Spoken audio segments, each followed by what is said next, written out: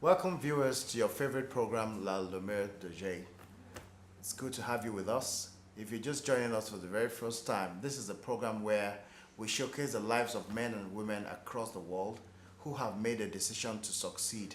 And so we have a mission to go around the world to interview such people, meet them, bring them into your homes, and hopefully by the time you listen to their stories, you'll realize that the things that appeared so big are really not as big at all. It all starts with your decision. So today, we shall be looking at the topic, managing diversity within the workplace. And I have two wonderful people here who will be sharing their stories. My name is Ayokanmi, a people person who loves to laugh out loud. Okay. And yeah, a mother of two wonderful young men. Is any of them here? Yes, one of them is actually in the audience. Oh, great. How are you doing, man? Good stuff. Okay. Let's go. Yeah, so basically, I have gone through, so diversity has been my journey, so to speak. Okay. I was born in the northern part of Nigeria. My parents were in ABU Zaria, which was a melting point of different cultures and expatriate cultures. I went to school in Federal Government Girls College, Bakori, which is farther north.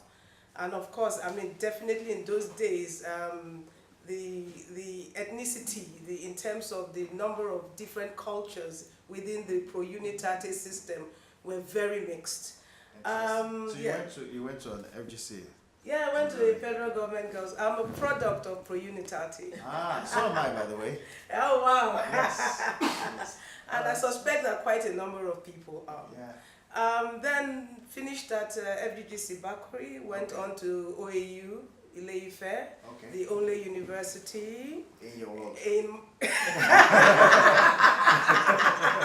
the great university. Yeah. And yes, that was another point of meeting more people, meeting more cultures. Okay. At this point, it gets more complicated the older we get. You know, things are not as simple anymore. And yeah, so after then, finished my first and second degree, did architecture. So Really? yes, I did. Okay. So completed my first and second degrees at OAU Ife, and went on into the world of what my father would call the world of the oppressor. So he says when you are a student, you are in the world of the oppressed. It's always, they gave me F. When you cross over to the other side, you see that things are not as kosher as you thought they were. So when I had completed the time, spent 7 years in the UK, I'm in the UK Education Consulting Company. Okay. I moved on to technology, so another shift, another adventure.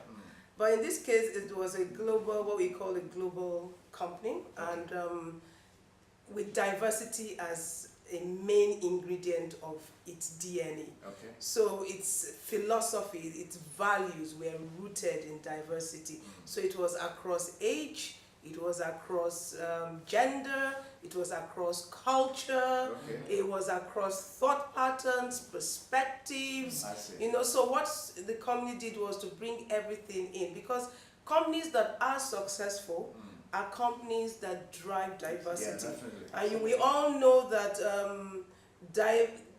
diversified teams always outperform homogeneous teams. Absolutely. And then it also gives one the dexterity of being able to play across cultures, across cultures, across borders. So it's been an amazing journey in diversity. Sounds And like yeah, amazing journey in diversity.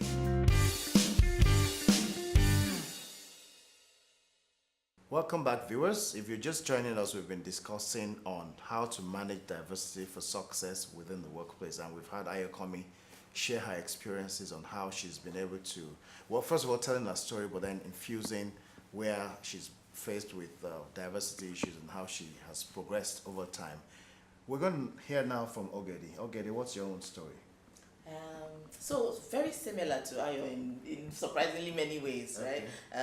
With my early schooling background being shaped by, you know, the fact that I went to Unity School, Federal Government Girls College, you know, very closer to home. My early years, I spent growing up in the East. Very early years was on the campuses of the University of Nigeria, where my father was a lecturer, and then subsequently in Owerri, and then And by the time I got to my secondary school years, my mother had moved to Abuja. She was working in Abuja. Okay. And then after university, in the University of Nigeria and Nsukka, all my working life has been in Lagos. Much of that time was spent working for a professional services firm. Okay. That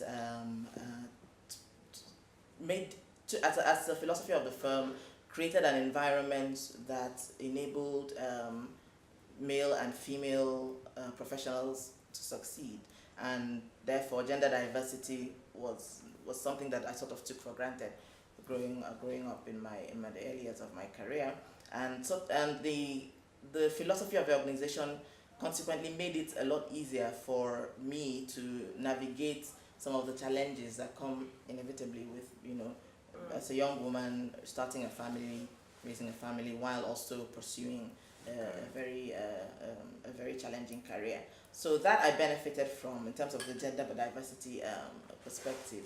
But I guess my experience with the Unity School process, and eventually with my first employer, also then helped me to understand the positive impact of being open, an organization being open to all the other aspects of diversity of people's values, diversity of age, diversity of valuing the young members of the team as much as you value the very old, very senior members of the team and the input that they bring to the table. The power of being open to diversity and how that helps you to counter the risks of groupthink. We all think alike, we all behave alike, and therefore we all solve alike when we deal with a problem. So dealing with that issue of just being open to recognize that in the workplace, employees are first of all human beings. They're human beings that are husbands, that are wives, that are mothers, that are fathers, that are children, sisters, brothers, and come with the wealth of their values, their belief systems, and the way they look at life. And understanding that as an employer, as an organization, as a leader, it behoves us to allow people to bring themselves, all of themselves, to contribute all the positive energy that they can from the diversity of what they bring into the workplace. And a very powerful tool in shaping culture is the whole performance management system. What do you reward, and how do you then deal with the behavior that is not in line with the organization's expectations? And where the performance management in an organization is first driven on a merit basis. How each individual delivers on what they are required to do. It sort of then deals with all the other political, it helps, maybe not entirely dealing with the company, but it certainly helps with dealing with all the other considerations around, am I delivering, and also am I politically aligned, or am I doing or sounding or saying the right things? So first of all, focus on building a merit-based performance management system, reward performance. And then that sort of removes the layers of, helps to remove the layers of worrying about, am I saying the right things, or am I coming across in the right way? It helps people to feel safe.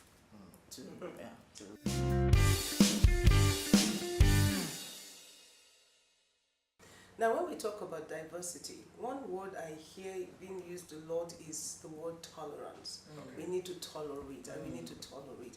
And in my opinion, that word tolerance is demeaning. The magic wand for diversity is respect. That regardless of whether the male, female, 50, 20, they were hired because of capacity and expertise. And that has to be respected.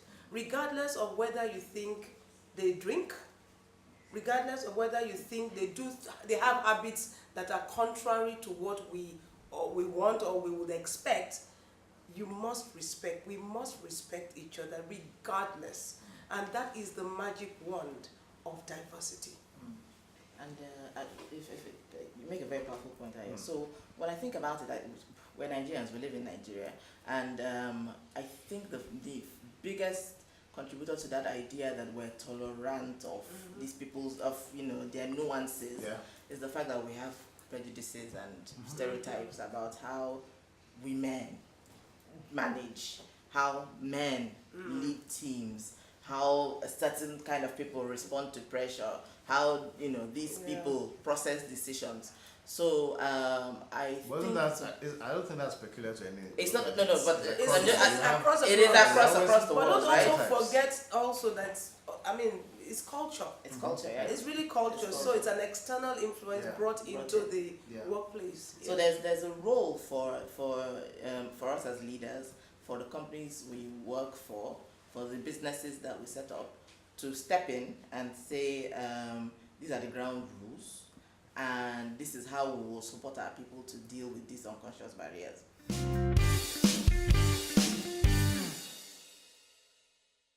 How would you like to be remembered? What's your legacy?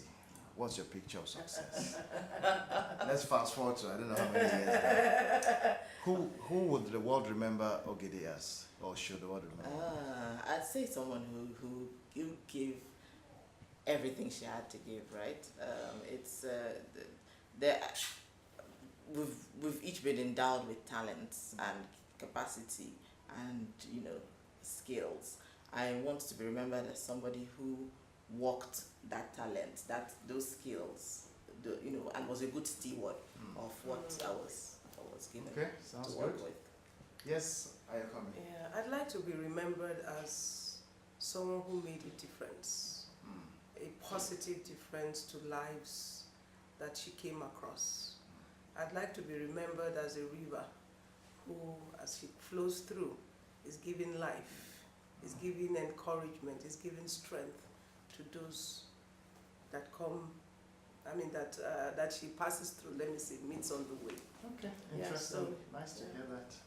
So on our part at La Lumiere, we believe, and we have something that we've done to help you remember what you said about this day. These pictures were taken as the session was over. Oh, wow. Everybody. Oh, So it's a witness to it, and Ayokanmi. Thank you. Thank you. Yeah, so that's a reminder of what you've said. Those pictures are taken by a company called Photo Lighthouse, and we partners together on this, and it's just a way. We see it as a milestone, and then hopefully years from now you look at that picture and you remember what it meant to you. Yes. And our hope is as you remember that you again remind yourselves, am I on track or not? Thank Thank you. You're welcome. So viewers, on that note, we hope that we have given you enough to think about, and we hope that when you're confronted with issues around diversity, you take a more deliberate action to resolve it for good. Till we come your way next time, it's bye for now.